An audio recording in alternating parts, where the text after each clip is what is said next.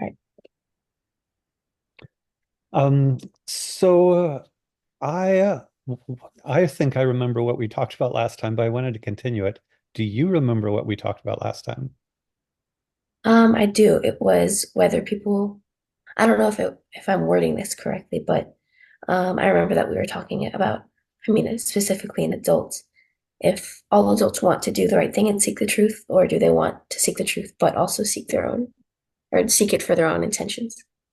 Got it. Something like that. Um, that's highly relevant. The particular angle I wanted to let me frame it as I remember we were talking about adults. Why do adults disagree? And that gets into seeking the truth and their bias, just as you said. But I remember I was asking about an example of you know, in your classes where you disagreed and you got closer to the truth. And if I recall correctly, you said that you had a class where initially, in terms of what the purpose of life was, there was a disagreement about is it for reproduction or to have fun? And towards the end of class, you were more aligned. Am I summarizing that correctly? Yes, and I was reflecting on that after the after our meeting, and I think what I meant by more aligned was I mean, we might not have had this like the same views. I think we still sort of believed in what we had spoken for, during the class, but we've, I think, the two sides had gotten used to the other people's perspective, and we're starting to not criticize it more.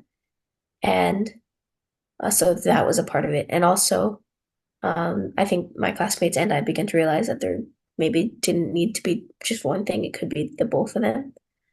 Um, also, part of it might have been they were tired of arguing, like they just wanted to settle on a truth, right? Which, when I thought of that, I thought it was interesting because I don't really see like politicians do that or anything. So, So it's interesting. You have several levels of analysis for. I mean, it sounds like they just got tired and didn't really agree, and also maybe they thought both sides had some truth. Is that a good summary? yes. Got it. Well, and then I was then pushing you a little bit. Well, I'll start off with your opinion. What was your final take on that? Is it one or both or something else? I I mean, in the end of the class, I thought that it was a mix of both. I kind of stuck with my initial perspective, but it did change a little in the end, where I think like the base of the purpose of life is to, stick your genes far into the future and reproduce. But since we're humans and we've evolved into maybe more than just animals and we've, created societies and things like that, maybe there's another edge of the purpose of life where um or that aligns to the other side of the class's ideals where you should go and experience things and um have fun, Yeah, maybe just because we're humans. got it. And then I was at that point, I think we've gotten to a good point vis-a-vis last time. I introduced the concept of the golden rule. Do you remember what the golden rule is? Treat others as you would like them to have done upon you or something like that. Yeah, no, that's a decent summary. And so then my question is, I'm, how do we, and it sounds like you mostly agree with that principle or not, or what's your relationship to that principle? I for sure agree. If you want someone to be nice to you, be nice to them. Because if you're not nice, then they won't be nice. If you want someone to tell the truth to you, then don't lie to them, right? Okay. And so if one of the if the primary purposes of life is maybe to reproduce and a secondary big purpose is to have fun or interesting experiences, um, is uh is the golden rule in any sense related to the purpose of life, or is it a different kind of thing altogether? Um, I think that it could be and maybe should be integrated in there.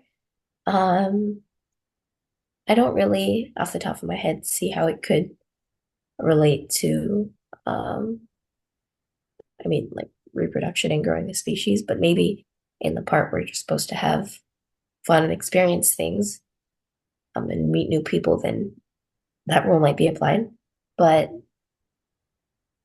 um, yeah, I think so. So, what if it happens to be the case?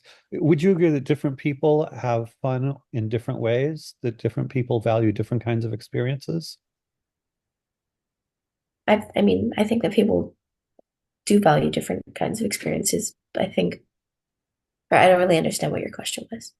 So I was going to go to a case. Suppose there's somebody who enjoys being cruel to other people. And so for them, having fun means a lifetime of cruelty to others. Is the purpose in life, is their purpose in life then to be cruel? Well, according to the rule that my classmates propose, then if you're having fun and experiencing things in life, then yes, it is the purpose. And I don't think we thought of that. I don't think we thought of that. I think we didn't touch that subject. But now that I think of it, that is a point and a problem in that argument. Because, I mean, from our standpoint, cruelty is bad, right? You want everything to be good. But if that's someone's idea of fun, then according to our rule, they should be able to do it because it's um, it's what you have to do. So, going back to your biological basis on the reproduction side, the animal world is fairly cruel. If what if biologically we were biologically programmed to be cruel? Is then our purpose of life to reproduce and be cruel, or kill or be killed? Um, I think if someone stated that the purpose of life is to reproduce, I mean, I'm not sure. Is it reproduce and be cruel while doing so, or reproduce just and be cruel? These are good questions. I guess what I'm getting at is taking your class's simple conclusion, reproduction based on biology and having experiences. I was on the experiences side, I was looking at the cruelty, but I'm just going back to even the biology side. Um, you know, predators kill, that's what predators do. Wolves and jaguars and eagles and all sorts of predators. And so it's different from the reproduction. But if we look at nature as a guide to our purpose, um, presumably could you say that the purpose of a wolf is to kill and then reproduce? That is, killing is part of the purpose of a wolf? Well, that's what it must do, right? I mean, I think the first thing I thought of when you said that was what counts as cruelty, because I mean, humans too, but like you have to kill and then eat, right? So, but I mean, there might be cruelty in killing another organism and then eating it, right? Mhm. But I don't know. Usually, I don't count it as cruelty. Like, I'm not a vegan or anything. I love to eat meat. Like, I know that cattle and stuff are being killed so I can eat meat. Mhm. But like you said, wolves kill their prey and lions kill their prey just to eat, right? Mhm. And they have to, or else they'll starve. Mhm. So, and if they starve, is that cruelty? So I think there may be things you have to count out of the diagram of cruelty. So I think it depends. Do you think it's natural for human beings to kill other human beings? For human beings to kill other human beings, um, I mean, that's cannibalism. I don't know if it's natural.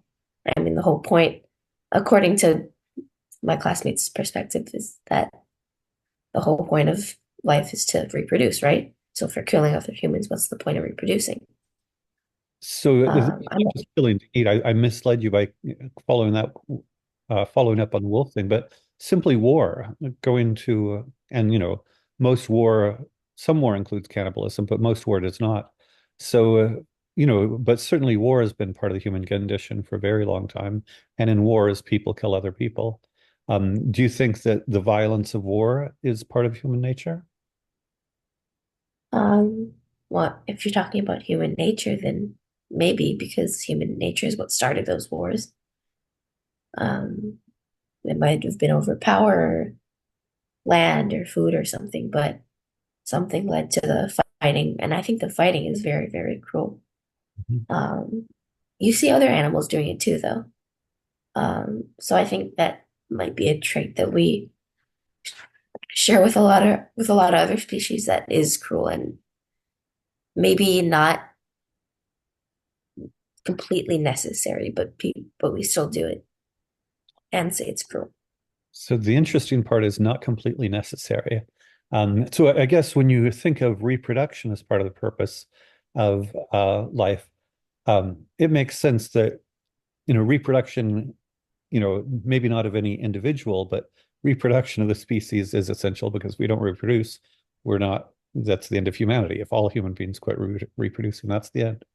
But with respect to the violence of war, it sounds like you're saying it's part of human nature, but not completely necessary. Well, well, if I mean,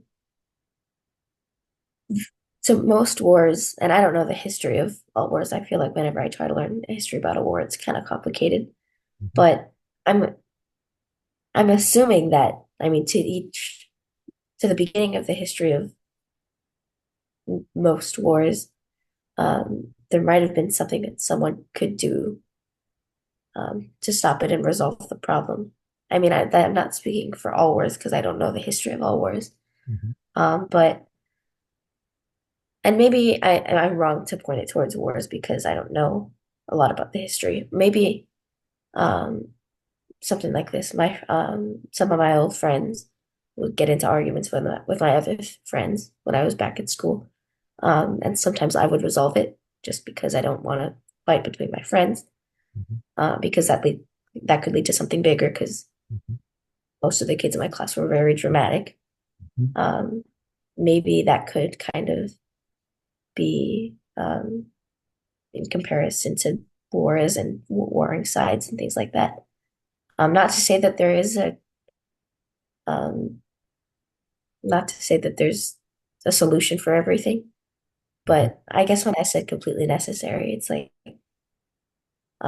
it is there another way instead of warring, doing wars? So I want to flip it around. Instead of thinking of, is war part of the purpose of human beings, would you think peace, since you are by nature a peacemaker, do you think that peace is part of our purpose or not necessarily? Um, I mean, you could include it in our purpose, but peace, I mean, everybody wants to have peace, right? I mean, at least most people. That's the thing. I actually, not maybe most Americans now may want peace, but there have certainly been cultures and tribes and certainly individuals that loved war.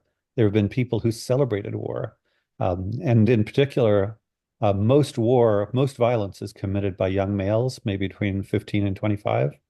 But there have been, tribes and nations where, I mean, to some extent, the Nazis celebrated war.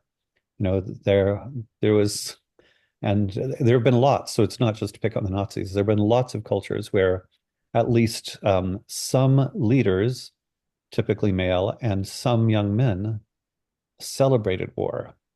So would we say that war is their purpose and peace is our purpose, or how do we even sort out? Or maybe just some people, some human beings have war as part of their purpose, and others have peace as part of their purpose.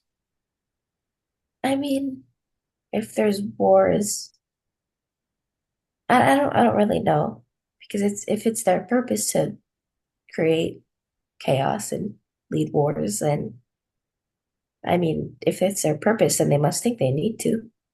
But um, I don't know. Is it the purpose of life or is it just their purpose? These are good questions, and I'm going to introduce a new term. So, the golden rule, do unto others as you would like them to do unto you, I would say is a form of morality. I think, wanting peace rather than war um, is, I would say, usually a form of morality. I would think, insofar as some people want war or want violence or want to kill other people, that's certainly not respecting the golden rule, because we don't want to be killed. So, and we certainly don't want our families to be killed. And so, I guess the bigger question is if we go with your class and say, the purpose of life is to reproduce, and the purpose of life is to have experiences, fun and experiences. Maybe some of the experiences are not entirely fun, but still maybe fun and cool experiences. What do we do with is there any relationship uh, with respect to the purpose of human life to any kind of moral issue at all? Is there any way we can say that our purpose includes doing good or preventing war or treating people decently, or are those completely unrelated to human purpose? I think that maybe if we stuck with the notion that like the base of the human life's purpose is to reproduce and stick your genes into the future, then I think that there's a basis where you could say that stopping wars and making peace and having people not kill each other is the purpose, because if people don't kill each other, then those people can reproduce and grow the species, right? But if you stick to the the the base purpose of life being having fun and cool experiences and focusing on yourself, then um, if the people who lead the wars, if their idea of fun and cool experiences and thinking of themselves is leading wars and campaigns and things like that, well, then they must follow that rule, right? And I think that's not the only side to those two, but that's just what I thought of. So just in terms of reproducing, there's one version I think you're sort of indicating that you could say because we want our children and grandchildren and so forth to survive, therefore we want peace. There's a different version of, and this is, I think the Nazis were pretty explicit about this, because we want our children and our grandchildren and so forth to survive, we want to conquer as much land and kill as many people as from other cultures as possible, other um, races as possible, so that we have more for our descendants. Does it seem like human nature is consistent both with we want peace for the sake of our descendants and we want to kill and destroy others for the sake of our descendants? Well, in that case, I mean, your logic would match, I think. But I mean, yeah, I think it would match. I'm just trying to like, I mean, from my standpoint, and I'm not like a world leader, and I'm not like in charge of anything very big right now. But but from my view, maybe just no war would be better. But from their standpoint, they want more land and things like that. So, and if it's gonna help their population survive, then they must do it, right? Um, I think, but if you're thinking of the human species as a whole, then it's different. But if you're thinking about your country or your land or your territory, then it is much different. So we've gone along today, but you can see how complicated and challenging these issues are. Fair enough? Yeah, for sure. I Okay. can see. Okay, in which case we will explore them in the future. It's been a pleasure thinking with you. So have a great week. Until